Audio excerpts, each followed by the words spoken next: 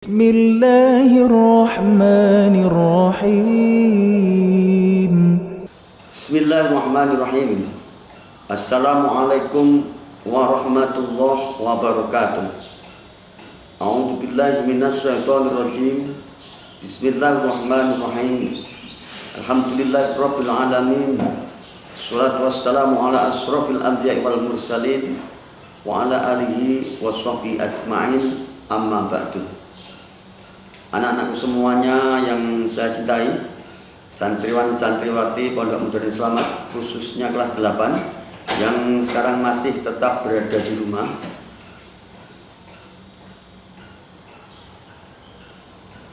Alhamdulillah, pada kesempatan kali ini kita masih diberikan kesehatan oleh Allah Subhanahu wa taala, sehingga pada kesempatan kali ini kita masih bisa bertatap muka walaupun tidak secara langsung. Saya harapkan anak-anakku semuanya yang di rumah kelas 9 yang masih berada di rumah tetap semangat dalam mengikuti kajian daring ini. Semoga selalu mendapatkan ridho dari Allah Subhanahu wa taala. Salawat serta salam marilah kita sanjungkan kepada junjungan kita Nabi Agung Nabi Muhammad sallallahu alaihi wasallam. Semoga kita semuanya mendapat syafaatnya besok di hari kiamat. Amin Allahumma amin. Baik anak-anakku semuanya, santriwan santriwati Pondok Modern Selamat kelas 9 PMS maupun unggulan yang masih tetap berada di rumah, kita pada kesempatan kali ini akan melanjutkan kajian hadis At-Tarhib wa Tarhib. Kitabnya adalah At-Tarhib wa Tarhib, melanjutkan kajian hadis kemarin. Tetapi sebelumnya marilah kita membaca surat Al-Fatihah bersama. Semoga kita selalu mendapatkan perlindungan dari Allah Subhanahu wa taala, mendapatkan kesehatan, selalu mendapatkan ridho dari Allah Subhanahu wa taala. Amin Allahumma amin. Bismillahirrahmanirrahim. Bi mardatillah wa bi syafaati Rasulillah. Al-Fatihah. A'udzu billahi minasyaitonir rajim. Bismillahirrahmanirrahim. Alhamdulillahirabbil alamin. Arrahmanir rahim. Maliki yaumiddin. Iyyaka na'budu wa iyyaka nasta'in. Ihdinas siratal mustaqim. Siratal ladzina an'amta 'alaihim ghairil maghdubi 'alaihim waladdallin. Amin. Baik anak-anakku semuanya, silakan anak-anakku semuanya yang punya kitab At-Tarhib wa Tarhib di rumah bisa dibuka. Pada kesempatan kali ini kita masih membahas hadis tentang keutamaan ilmu dan ulama, atau anjuran tentang mempelajari ilmu dan anjuran tentang mengajarkan ilmu, pentingnya mengajarkan ilmu. Baik, kita lanjutkan. Silakan dibuka halaman 4. Ini masih tentang anjuran menuntut ilmu, mencari ilmu. Langsung saja kita mulai. Bismillahirrahmanirrahim.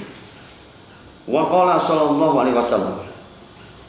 Waqala sallallahu alaihi wasallam, dan Nabi Muhammad sallallahu alaihi wasallam bersabda. Waqala sallallahu alaihi wasallam, dan Nabi Muhammad sallallahu alaihi wasallam bersabda. Fadlul ilmi, keutamaan ilmu. Fadlul ilmi, keutamaan ilmu. Fadlul ilmi, keutamaan ilmu. Khairun, lebih baik.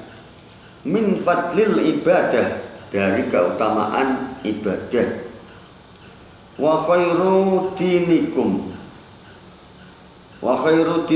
dan sebaik-baik agamamu, apakah agama kalian. Wa khairu dinikum, dan sebaik-baik agama kalian. Al-wara'u adalah wirai. Wara' itu wirai. Wa khairu dinakum, dan sebaik-baik agama kalian adalah al-wara'u wirai. Baik anak-anakku semuanya, hadis ini masih menjelaskan tentang keutamaan ilmu, anjuran menuntut ilmu, anjuran mencari ilmu, dan anjuran mengajarkan ilmu atau mengamalkan ilmu. Jadi di sini dijelaskan bahwa Rasulullah SAW bersabda,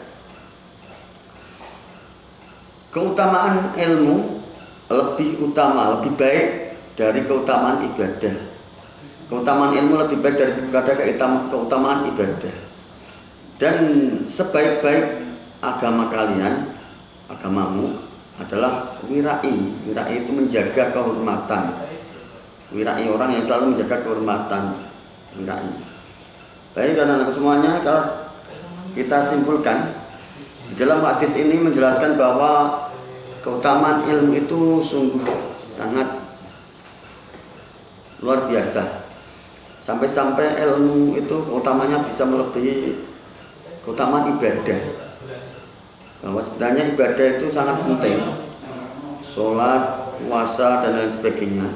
Ini yang bisa menjadikan seseorang menjadi orang yang sholih, menjadikan seseorang menjadi orang yang bisa menjaga dari perbuatan-perbuatan yang tidak baik.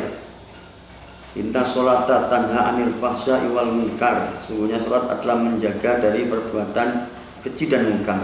Ini termasuk ibadah sholat dan lain sebagainya. Puasa juga menjadikan orang la'allakum tattaqun, menjadikan orang bertakwa di antara kalian. Tetapi ini ilmu, keutamaan ilmu itu melebihi dari keutamaan itu semuanya. Jadi dengan ilmu orang bisa menjadi bertakwa. Dengan ilmu orang bisa menjadi bertakwa. Seperti itu. Jadi keutamaan ilmu bisa melebihi keutamaan ibadah. Karena apa? Karena ibadah itu harus didasari dengan ilmu. Karena kalau ibadah tidak didasari dengan ilmu, maka ibadahnya tidak diterima, ditolak. Seperti itu. Ini pentingnya ilmu.